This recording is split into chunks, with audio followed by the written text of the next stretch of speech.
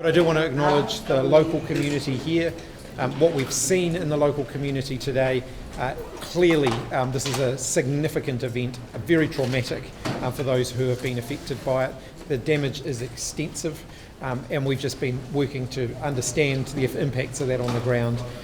There's no doubt that this sort of thing places communities under enormous pressure. But what we've also seen in the last 24 to 48 hours is the very best of New Zealand as well. We've seen those communities coming together, wrapping support around each other, looking after each other. I want to acknowledge that one of the real pressure points at the moment is that people are just finding it really difficult to communicate with each other.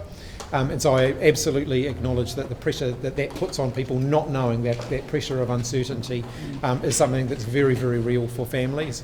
So we're working quickly as fast as we can to try and get connectivity restored, and including trying to put some temporary measures in place, like hotspots, so that people are able to keep in touch. Water is clearly going to be an issue in this area. We've had some conversations about that. We've got some temporary water supplies en route. Making sure that we're getting convoys of trucks in order to, we have got land connectivity restored in part, so there's a convoy of trucks coming in and out each day, but we're trying to keep the usage of the roads relatively limited so that we can get the road reopened as quickly as possible. But there are convoys of trucks coming in. We actually saw one of the convoys arriving just as we arrived today, so that was, I think there's about 20 trucks there, very full. And so there are supplies now coming back into the region, and we'll be endeavouring to keep that going in the next few days. As I've said, we'll provide a full update with everything when we're back in Wellington. One of the things that's really frustrating people out there on the ground here is the lack of communication, not being able to connect with their whanau. Can you give any sort of timeline for Gisborne in particular and this region of when they'll be able to get back online? It could be some time before we get broadband restored. What we're focused on at the moment is getting Starlink, as much connectivity through Starlink in as we can. So it's likely to be limited. It might be phone and text message, for example, in some areas, and trying to create some hotspots where we can so that people can access the internet. Is there Starlink at the hospital? Because that was one of the concerns that we heard, that there's no comms at the hospital. I'm not sure, but my understanding is that there is some connectivity there. And, so it's just a major infrastructure issue here, isn't it? And we can come in and we can patchwork, piecemeal repair, but in fact this just keeps happening.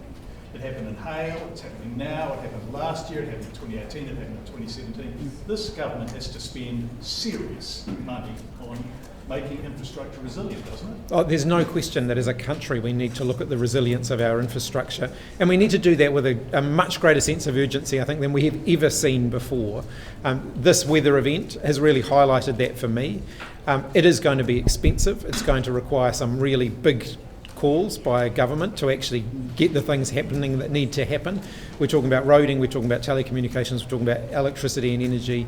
There's no question. We've got some big challenges ahead. Are you prepared to accept those challenges? Absolutely. Have you got the money to spend the money? We will simply have to find a way of doing it. There's just no question that we can't continue the way that we have been going. We are going to see more of these types of weather events, and so we have to be prepared. And it might not be here, it might be in other parts of the country.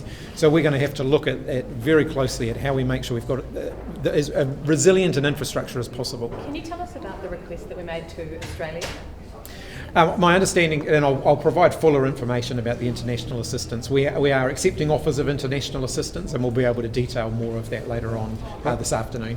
Prime Minister, a lot of the residents out in Te Karaka felt abandoned during this storm. What's your message to them?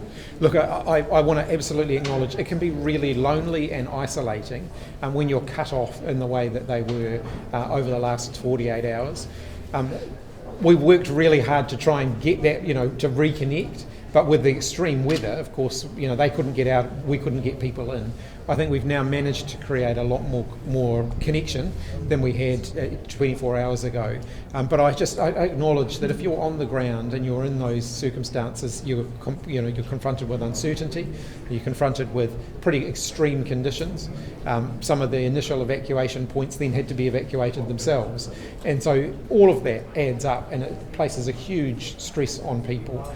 And again, I just want to reflect again on what I saw this morning, which was those communities really banding together and looking after each other. That really is the Kiwi way of doing things. And I really acknowledge, though, that that's tough and that some of those people are going to need a break.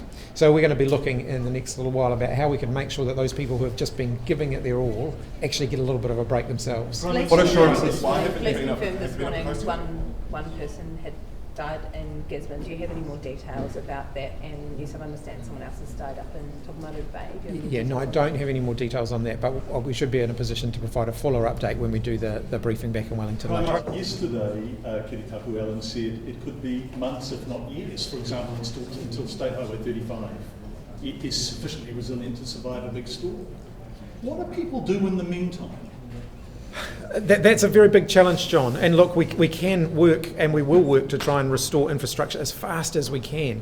But also, we have to acknowledge we're in for a bit of a bumpy ride here, and the stress and the strain that the infrastructure outages that we're seeing at the moment could go on for some time. And we're going to have to support communities through that. So right now we've got the Defence Force helping to plug some of those gaps. You know, we've got naval vessels bringing in supplies. We've got, the Air Force bringing in supplies.